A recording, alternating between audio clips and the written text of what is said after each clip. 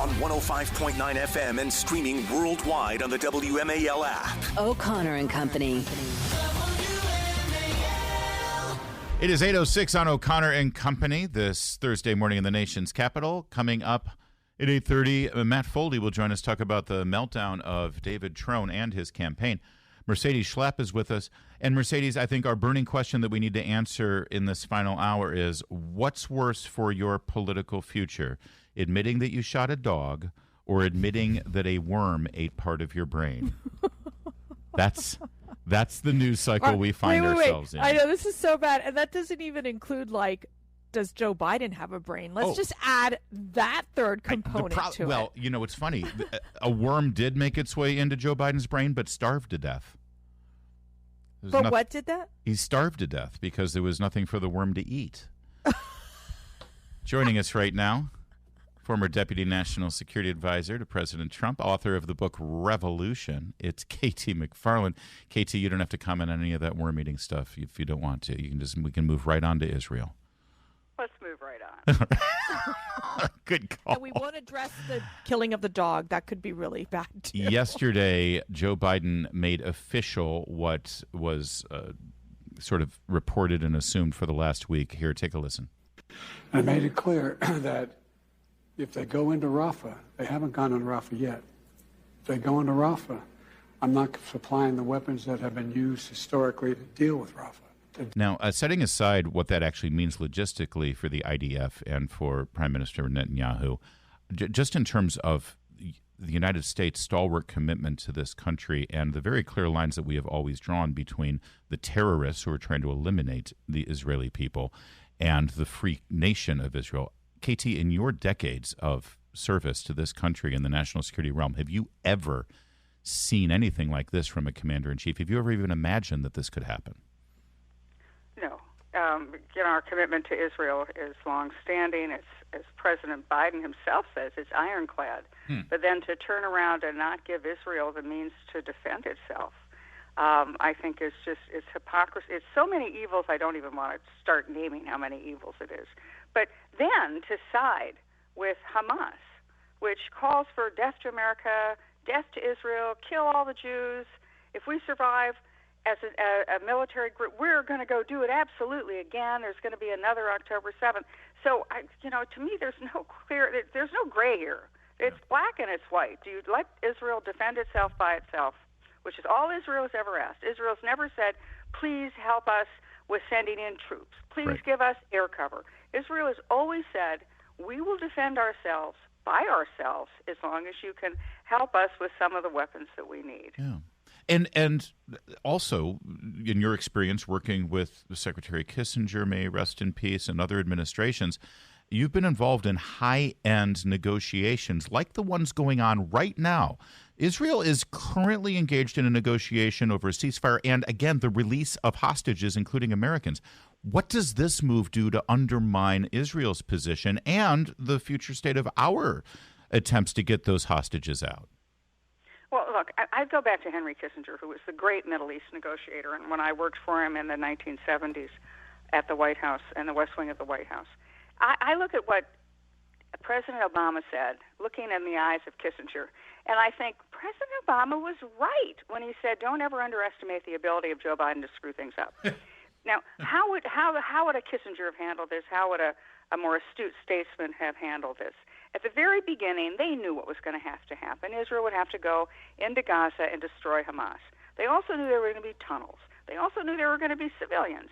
They also knew that Hamas happily grabs its own women and children and throws them in front of the guns so that they can ramp up civilian casualties because Israel knows that it can't win the PR war. So Hamas understands they can't win the military war against Israel. They can win the PR war, and that's what they're trying to do. So how would you have fought your way through this? The problem is the civilians in the Palestinian territories. The problem is the civilians in Gaza. Egypt should have taken them. There may be 1 million refugees. Israel doesn't want any of them. Jordan doesn't want any of them. Saudi doesn't want any of them. But they're right there in the Sinai Desert next to Egypt. We give Egypt $1.3 billion a year in aid. For that $1.3 billion a year, we should have convinced Egypt to let the Palestinian refugees go into the Sinai Desert. Remember, it's a desert. We've all seen the movies. We've all read the Bible. It's a desert. It's not into Alexandria. Put them in the desert, leave those million people there briefly, while Israel could go into Gaza, destroy the tunnels, kill the senior leadership of Hamas, and then once Gaza's clean, then let the Palestinians back into Gaza to rebuild. Now, would there be leakage? Would there be some bad guys trying to, sneak in with the civilians? Yeah. Would there be some bad guys trying to sneak back into? Yeah, sure. But you could greatly reduce the crisis here. And yet Joe Biden wouldn't let any of that happen. Yeah. And he didn't use the muscle America has with Egypt to persuade Egypt to do this temporarily. And then everybody would have won except Hamas, right? The Palestinians would have won. They would have had a country free of Hamas. They would have been able to rebuild. Egypt would have won because it would have gotten rid of the terrorist threat to its north. Israel would have won because Israel's security could be guaranteed. Jordan could have won because it meant that the Palestinian, potentially Hamas refugees didn't go into Jordan. And so it was such an easy solution that Joe Biden just refused to do. Do you think, KT, that there's just this infighting happening within the Biden administration? And my second question is, why Rafah? What is the significance of Rafah for Israel to go in? Because they're terrorist tunnels. I mean, don't think of a tunnel that your kid crawls through. Think of the subway system. Think of the London Underground, or think of the New York subway system. There's a major tunnel system, or the metro system, but even bigger than the metro system. And that's where Hamas puts its weapons. It's where Hamas fighters hide out. And it's really all over Gaza, but it's particularly in Rafah and Gaza City. Gaza City's out. Israel's cleaned that out. They've all fled down to Rafah. That's the last remaining stronghold of Hamas. And Hamas is by no means devastated. I mean, I just keep thinking, okay, so here's what Joe Biden has done. He's managed to make it so Hamas wins no matter what. Yeah. So Hamas wins if Israel doesn't go in, right? Because then Hamas can regroup, re-attack Israel down the road. Hamas wins if Israel does go in, because it's going to be a long and bloody fight. So then Hamas wins the World Court of Public Opinion, and Hamas wins the undying gratitude of Joe Biden, who is going to have to abandon Israel in order to get his 30,000, 40,000 Muslim American votes in Michigan, who are chanting death to America, kill the Jews, death to Israel. Those are the guys determining Biden's foreign policy, not what's good for Israel or what's good for America. It's what's good for Joe Biden's electoral vote. Is this quick question? Can Congress block this? Because last I checked, Congress approved these ammunition. Didn't they impeach Donald Trump for withholding aid to Ukraine? But it even goes back further. It goes back to Nixon, when Nixon tried what's called the Impoundment Act, where the Congress would appropriate funds to go do X, Y, and Z, and Nixon said, "I don't want to spend the money to do that. I'm going to impound those funds." Congress has the stuff is there. It's paid for. It's allowed to happen. But what the Pentagon will have is the discretion of how quickly they roll it out. Do you deliver it tomorrow? Or do you deliver it, maybe I'll get around to it in a couple of weeks? And just say they slow walk it. That's how they do it. Do the people of Israel, and the government of Israel for that matter, do they distinguish between America and whoever happens to be sitting in the White House right now? In other words, can one election change this? Or is this going to sadly sort of indefinitely poison this important relationship? Because forget about whether you think Israel's on the right side of this, which they are. Forget about our longstanding historical support for them. Just in terms of smart geopolitical strategy, they're an incredibly important ally for us in a pretty important region of the world. Has he ruined that relationship for the time being? No, that turns around, the day Donald Trump is inaugurated president again. The same way that, Donald Trump is beloved in Israel because he moved the embassy from Tel Aviv to Jerusalem. Yeah. Donald Trump was a very staunch and loyal ally to Israel. But at the same time, Donald Trump delivered the Abraham Accords, which greatly enhanced Israel's security. Right. This economic prosperity, not just for Israel, but for the Gulf Arab states, for the Saudis, for all of those little countries around the Gulf. They had peace. It was Iran working, because Iran had deep pockets thanks to Joe Biden's forgiveness and refusal to enforce sanctions. Iran was rich. Iran gave the money to Hamas. Hamas is going to attack Israel. Joe Biden needs those Palestinian voters, pro-Palestinian, pro-Hamas voters in Michigan. So then Joe Biden has now flipped it around. Instead of supporting Israel and the Arabs, Joe Biden is supporting Iran and the terrorists. You turn that around on day one. You know, the Israelis are very well aware of the media in America. I mean, you go into any Israeli hotel and they've got CNN and Fox News, and I'm sure they're all listening to WMAL. So they're very well aware of the politics in the United States, and I do think it changes immediately. Always informative. We're always smarter at the end of the conversation with KT McFarland. That's why we love having her on every week. Thank you, KT. Thank you so much. Honor and a pleasure. 8:17, straight to Jamie Whitten in the Hadid Carpet Cleaning Traffic Center. WMAL. Making sense of the news. Live From the Home Paramount Pest Control Studios. Home Paramount, the leader in pest control since 1939. News is brought to you by New Look Home Design. A ton of news broke today. I've got the up-to-the-minute details for you on the next Vince Colonnade Show, 3 to 6, right here on WMAL. Yeah, this story makes you shudder a little bit. Robert F. Kennedy Jr. revealed yesterday that doctors had found a dead worm in his head after it ate part of his brain. There's a sentence I never thought I'd say. Hey, you know what? We had the wrong music to this because we needed it for Critter News. This is kind of technically a Critter News story. This is so story. Critter News. There's a critter involved. We need the Critter music. There's a worm in your brain. I mean, it's Critter. I'm sorry. The write-up from the New York Post. Independent presidential candidate Robert F. Kennedy Jr. claimed in a deposition taken more than a decade ago that a worm ate part of his brain before dying inside his head. He was experiencing cognitive problems. This is during his 2012 divorce proceeding, by the way. So kids, let this be a lesson to you. Everything comes out in a divorce proceeding. Yeah, that's right. whatever it takes, settle. So there's no depositions involved. Settle so there's no Listen to Uncle Larry. I know. There's one thing that I've learned. Whatever she asks for, just settle.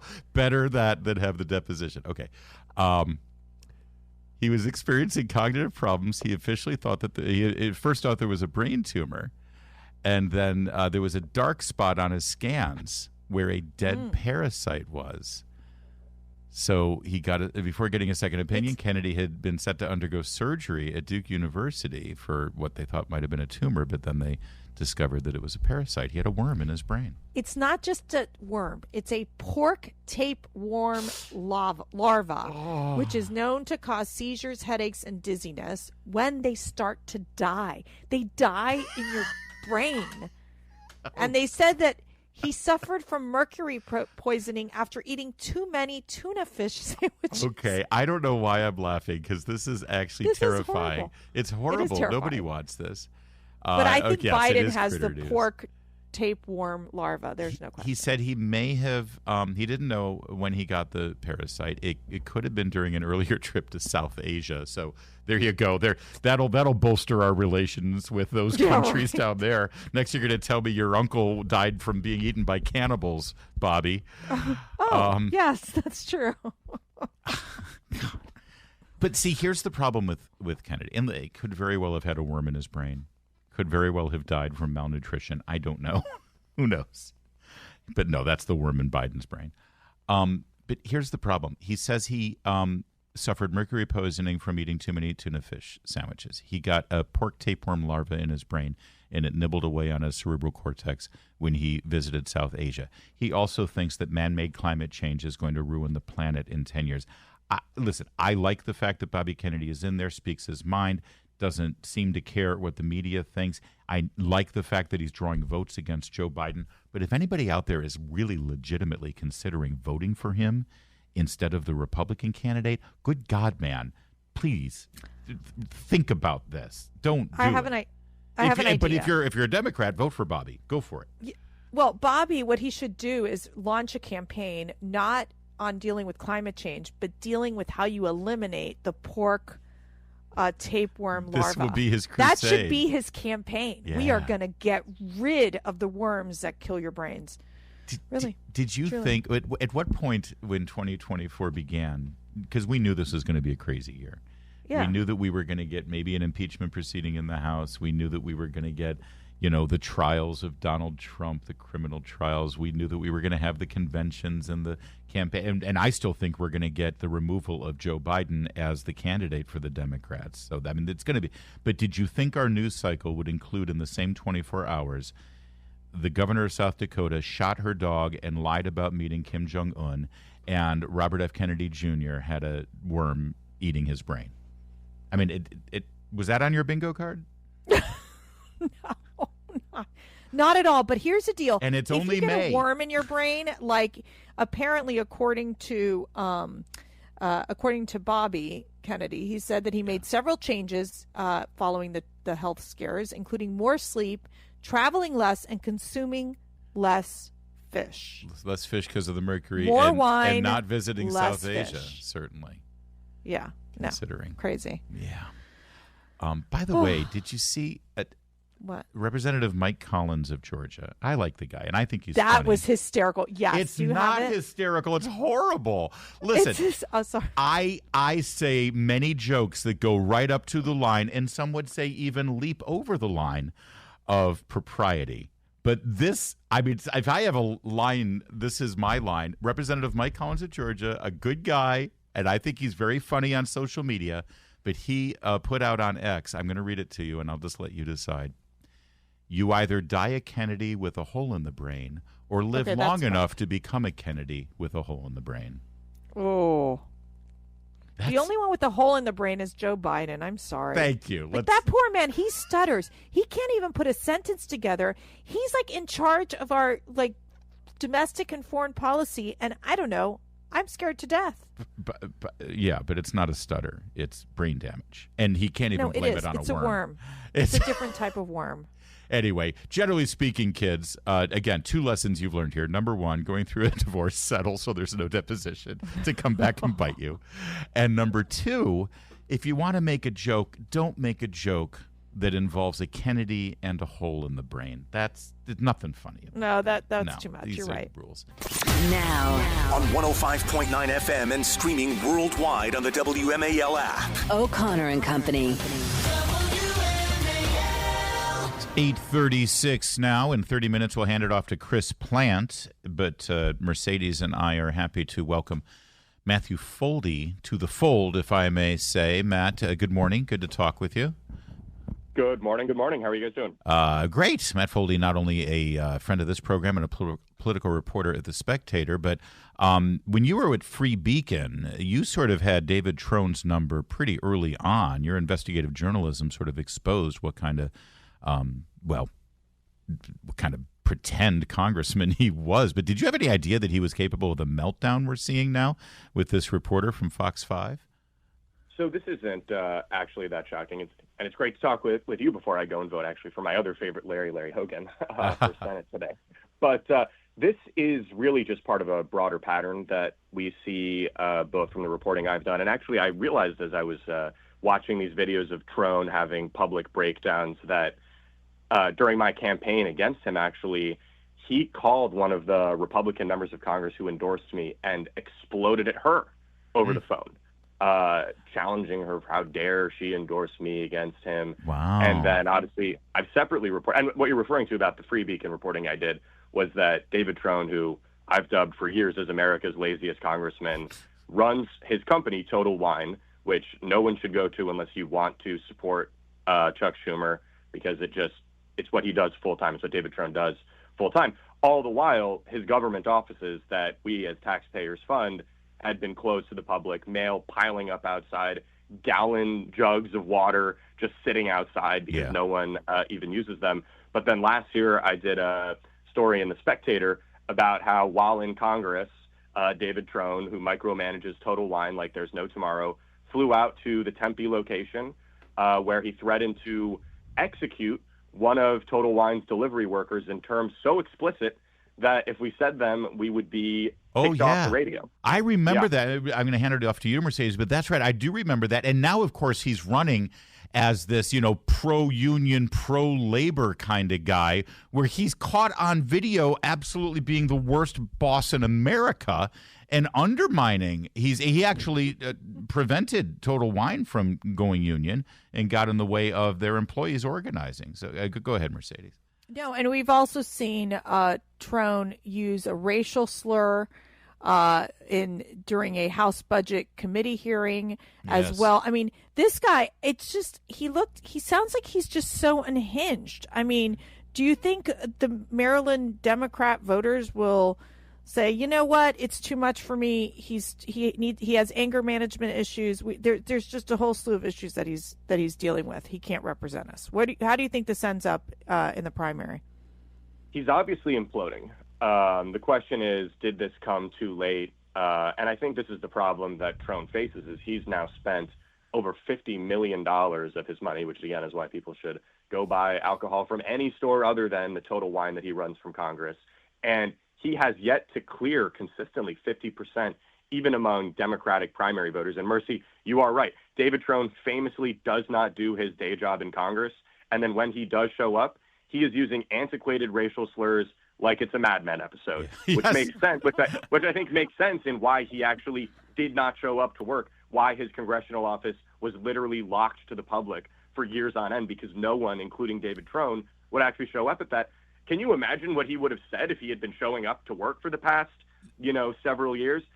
God knows what words we'd be learning from this man. Matt Foldi is our guest. I neglected to mention in the intro, but you reminded us, thank you, I'm sorry, that you ran for the 6th Congressional District in the last election cycle, and you were running full steam ahead against David Trone. You're the kind of Republican that runs against the Democrat opponent, not his fellow Republican primary stakeholders.